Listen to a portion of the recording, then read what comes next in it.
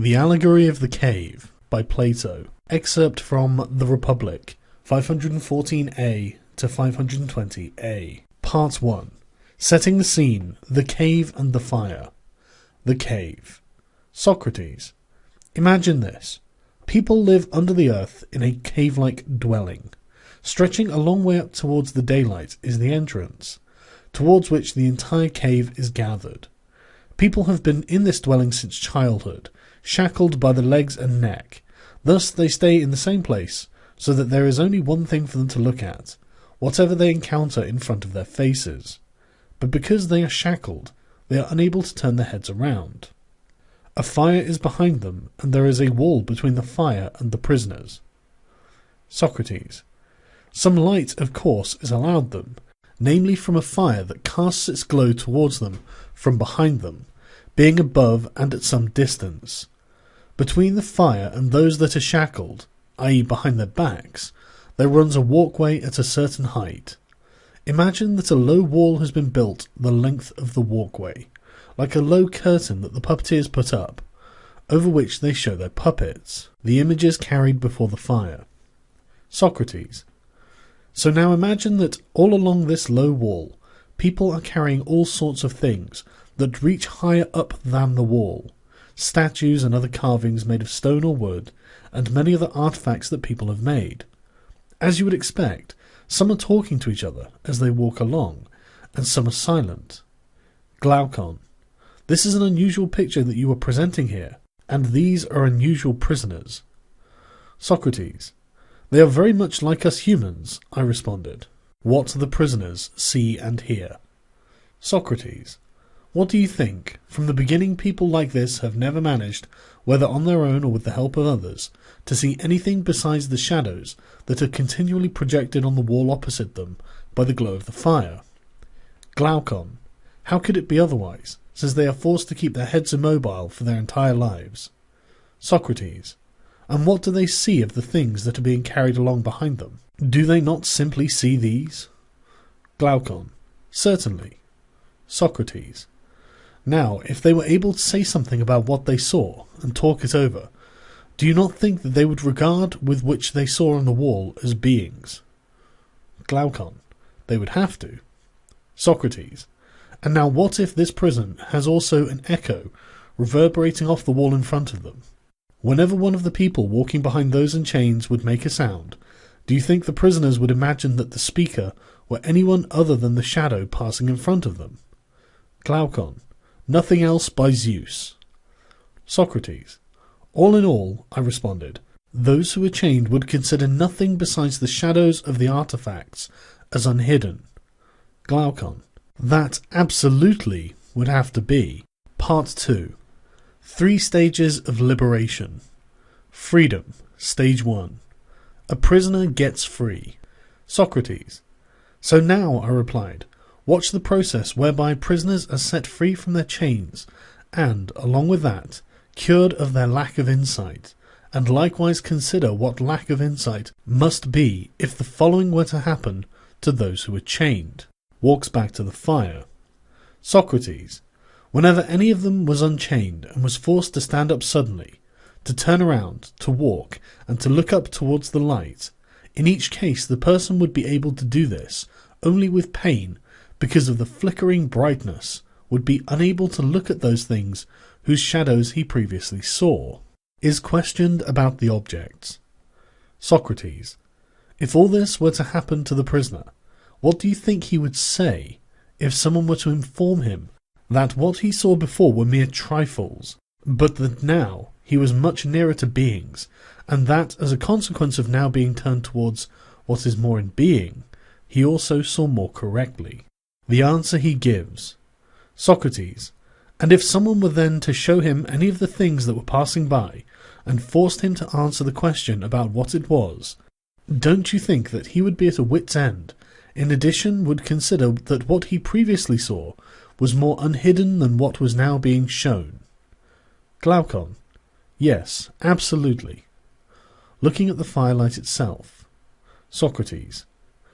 And if someone even forced him to look back into the glare of the fire, would his eyes not hurt him, and would he not then turn away and flee, back to that which he is capable of looking at?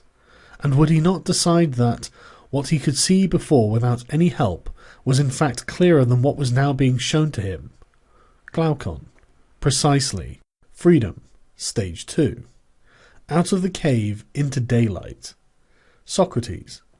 Now, however, if someone using force were to pull him away from there and to drag him up the cave's rough and steep ascent, and not let go of him until he had dragged him out into the light of the sun, pain, rage, blindness.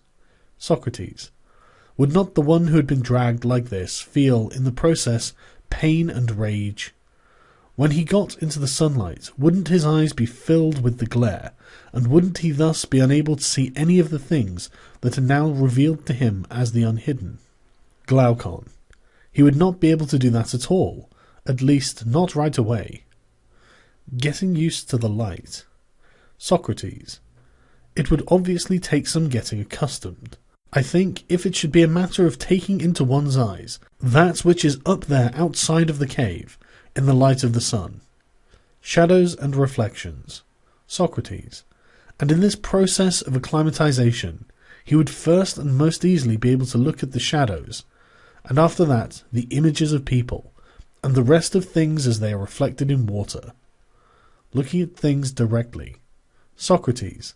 Later, however, he would be able to view the things themselves, but within the range of such things he might well contemplate what there is in the heavenly dome, and this dome itself, more easily during the night, by looking at the light of the stars and the moon, than by looking at the sun and its glare during the day. Glaucon. Certainly. Freedom. Stage 3. The sun. Looking at the sun itself. Socrates. But I think that finally he would be in a condition to look at the sun itself, not just at its reflection whether in water or wherever else it might appear, but at the sun itself, as it is in and of itself, and in the place proper to it, and to contemplate of what sort it is. Glaucon. It would necessarily happen this way. Thoughts about the sun, its nature and functions. Socrates. And having done all that, by this time he would also be able to gather the following about the sun. That it is which grants both the seasons and the years. It is that which governs whatever there is now in the visible region of sunlight, and that it is also the cause of those things that the people dwelling in the cave have before their eyes in some way or another. Glaucon.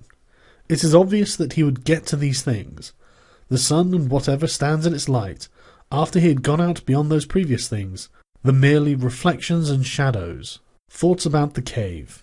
Socrates. And then what? If he again recalled his first dwelling, and the knowing that passes as the norm there, and the people with whom he was once chained, don't you think he would consider himself lucky because of the transformation that had happened, and by contrast, feel sorry for them? Glaucon. Very much so. What counts for wisdom in the cave? Socrates.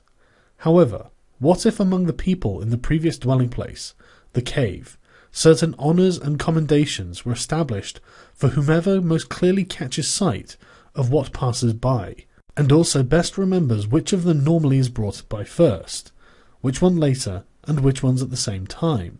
And what if there were honours for whoever could most easily foresee which one might come by next? What would the liberated prisoner now prefer? Socrates. Do you think the one who had gotten out of the cave would still envy those within the cave, or would want to compete with them who are esteemed and have power? Or would not he or she much rather wish for the condition that Homer speaks of, namely, to live on the land above ground as the paid menial of another destitute peasant? Wouldn't he or she prefer to put up with absolutely anything else, rather than associate with those opinions that hold in the cave, and be that kind of human being? Glaucon. I think he would prefer to endure everything rather than be that kind of human being. Part 3. The prisoner returns to the cave. The return. Blindness. Socrates. And now, I responded, consider this. If this person who had gotten out of the cave was suddenly to go back down and sit in the same place as before, Would he not find in that case, coming suddenly out of the sunlight, that his eyes were filled with darkness? Glaucon. Yes, very much so. The debate with the other prisoners. Socrates. Now, if once again, along with those who had remained shackled before, the freed prisoner was to engage in the business of asserting and maintaining opinions about the shadows, while his eyes are still weak and before they had readjusted, an adjustment that would require quite a bit of time, would he not then be exposed to ridicule down there? And would they not let him know that he had gone up, but only in order to come back down into the cave with his eyes ruined, and thus it certainly does not pay to go up? And the final outcome. Socrates. And if they can get hold of this person, who takes it in hand to free them from their chains and to lead them up, and if they could kill him, will they not actually kill him? Glaucon. They certainly will.